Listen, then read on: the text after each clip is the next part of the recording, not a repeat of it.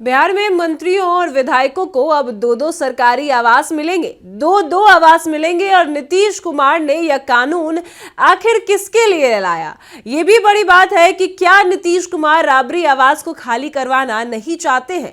क्या राबरी आवास की वजह से नीतीश कुमार ने यह कानून लाया कि अब मंत्रियों और सभी विधायकों को दो आवास मिलेंगे, जिससे समस्याएं दूर हो जाए? क्या नीतीश कुमार अब लालू प्रसाद यादव पर फिर से प्यार जाग चुका है, फिर से प्यार जता रहे हैं? क्या राबरी आवास अब नहीं खाली होगा, क्योंकि जिस कानून को नीतीश कुमार ने मंजूरी दी है उसमें दो मंत्रियों को और विधायकों को दो आवास मिलने वाले हैं? क्या कुछ मामला है वो आपको पूरे विस्तार से बताते हैं। नमस्कार, मैं कोमल और आप देख रहे हैं दर्श न्यूज। देखिए, आपको बता दें कि नीतीश कुमार ने कैबिनेट बैठक में इन मुद्दों पर मोहर लगा दी है कि अब सभी मंत्रियों और विधायकों को दो आवास मिलने वाले हैं।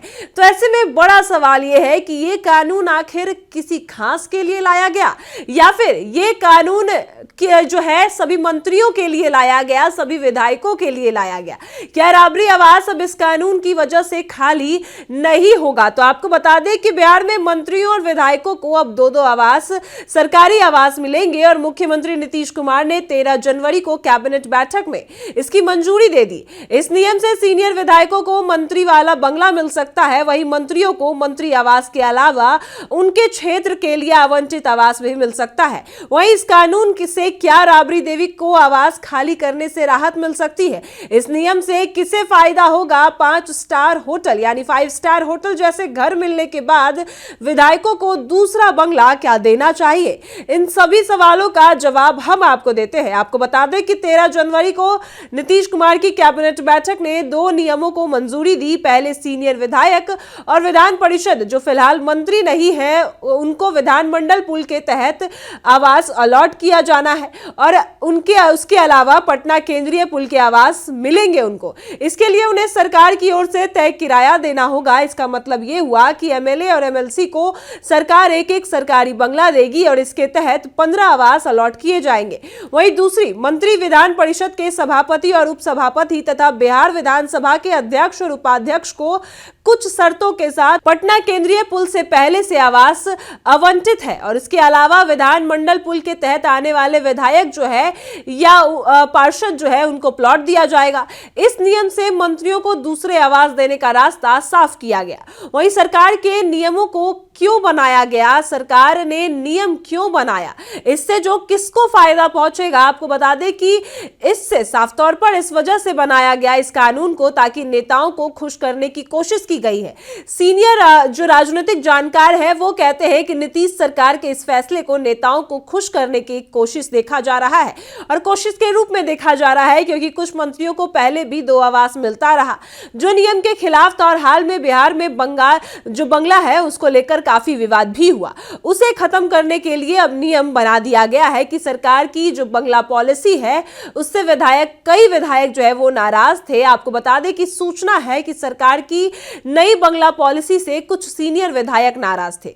उनका कहना था कि बंगले से सीनियरिटी का ख्याल नहीं रखा जा रहा है। जो पहली बार चुनाव जीतते हैं वैसे विधायक को भी सेम आवास मिलता है, और जो 6 बार चुनाव जीतते हैं उनको भी वैसा ही आवास मिलता है। दरअसल सरकार ने सभी 243 विधायकों के लिए विधायक आवास परिसर में घर बनाया, और हर आवास का एरिया एक समान था, और हर आवास को जो है विधानसभा की संख्या में बांट दिया गया, और उसके हिसाब से इसी तरह विधान परिषद सदस्यों के लिए 75 आवास बनाए गए, और सभी सिर्फ मंत्रियों के लिए अलग बंगला था। और अगर कोई मंत्री नहीं बन पाया तो उसे विधायक या एमएलसी आवास में ही रहना होगा। विधायकों की नाराजगी को देखते हुए सरकार ने ऐसा फैसला किया। और किसे मिल सकता है इस कानून का फायदा? तो आपको बता दें कि अनंत सिंह है इसमें, इस रेस में अनंत सिंह है, अमरेंद्र पांडे है, नीरज कुमार बबलू है, नीतीश मिश्रा है, और कई लोग शामिल हैं जिसमें रेणु देवी है, रत्नेश सदा है, और कई ऐसे लोग हैं जिनको इस कानून का जो है वो इस कानून को जो लागू किया गया है कि अब मंत्रियों को 2-2 आवास मिलेगा, तो इनको भी 2-2 आवास मिल सकता है। वही आपको बता दें कि सरकार ने कोई शर्त नहीं लगाई है, यानी टॉप लीडरशिप जिस पर कृपा बरसाएगी उसे मंत्री वाला बंगला मिल जाएगा। वही इस बंगले को लेकर अब 2-2 आवास को बांटने को लेकर आरजेडी ने ऐतराज जताया है और सरकार के इस फैसले पर साफ तौर पर कहा है। मंगलीनाथ मंडल अध्यक्ष, प्रदेश अध्यक्ष जो है आरजेडी के मंगलीनाथ मंडल ने कहा कि आखिर अब 2-2 आवास क्यों मिल रहे हैं, किसी भी विधायक को और किसी भी मंत्री को 2-2 आवास क्यों मिल रहे हैं, एक आवास से क्या उनका काम नहीं हो रहा है। और यही ऐतराज अब आरजेडी की तरफ से जो है वो जताया गया है कि आखिर सरकार चाहती क्या है, मेन मुद्दे पर काम नहीं करती और जो बेकार के मुद्दे हैं, जो 2-2 आवास बांटने के मुद्दे हैं वो बेकार के मुद्दे हैं और इन्हीं पर काम कर रही है। आखिर किसी भी विधायक को अगर 2 आवास मिल रहा है, किसी भी मंत्री को अगर 2 आवास मिल रहा है, तो वो 2-2 आवास की क्या जरूरत है, वो एक आवास में रहकर भी काम कर सकते हैं। ये आरजेडी की तरफ से ऐतराज जताया गया और ऐसे में मंगलीनाथ मंडल ने साफ तौर पर कहा कि आखिर मंत्रियों को 2 आवास क्यों चाहिए, मंत्रियों को सरकारी काम को सुचारू रूप से करने के लिए बंगला दिया गया है, विधायकों को विधायी कार्य के लिए आवास मिला है। और मंडल ने यह भी कहा कि एक आवास से कौन सा काम छूट रहा है, वही दूसरी आवास की क्यों जरूरत पड़ गई। राज्यसभा लोकसभा के सदस्यों को पटना में मिले आवास पर सवाल उठ रहे हैं और इसलिए फैसला लिया गया कि यह गलत फैसला है। वहीं इस नियम से राबड़ी देवी को आवास खाली करने से क्या राहत मिल सकती है, तो आपको बता दें ऐसा नहीं होगा क्योंकि उन्हें 10 सेक्युलर रोड वाले सरकारी बंगले को खाली करना ही होगा। राबड़ी देवी विधान परिषद में विपक्ष की नेता है, उसके तहत भवन निर्माण विभाग ने 25 नवंबर 2025 को पहले से अलॉट 10 सेक्युलर रोड वाले बंगले को रद्द कर उन्हें नया बंगला 39 हार्डिंग रोड वाला अलॉट किया। वहीं नए नियम के मुताबिक राबड़ी देवी को 2 आवास तो जरूर मिल सकते हैं, लेकिन इसमें से एक ही सेंट्रल पुल का होगा और एक आवास विधानमंडल पुल का होगा। इसका मतलब यह है कि एमएलसी आवास जबकि 10 सेक्युलर रोड और 39 हार्डिंग रोड वाले बंगले में से एक ही उनको मिलेगा और इस तरह से इसमें से एक ही बंगला राबड़ी देवी को मिल सकता है। हालांकि एक फैक्ट ये भी है कि सरकार ने राबड़ी देवी को अब तक 10 सेक्युलर रोड वाला बंगला खाली करने का नोटिस नहीं दिया, सिर्फ नया बंगला आवंटित किया है। जब तक सरकार नोटिस नहीं देगी, बंगला खाली करने की जो प्रक्रिया है वो नहीं चालू होगी।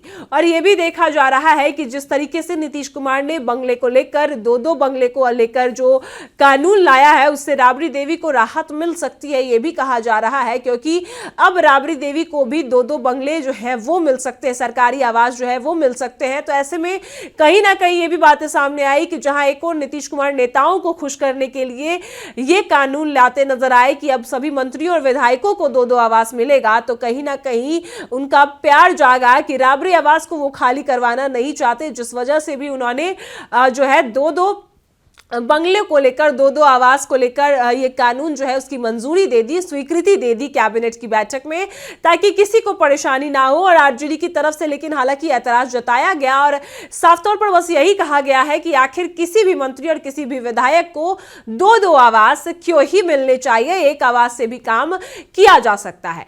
वही नीतीश कुमार की यह चाल आगे अब क्या करेगी, क्योंकि राबड़ी देवी को अभी तक बंगला खाली करने की जो नोटिस है भवन निर्माण विभाग के द्वारा दे दी गई है, वहीं उनको नया आवास आवंटित करवा दिया गया है। अब आगे क्या होगा, क्योंकि इस कानून के बाद राबड़ी देवी को भी 2-2 आवास मिल सकते हैं, ये तय है।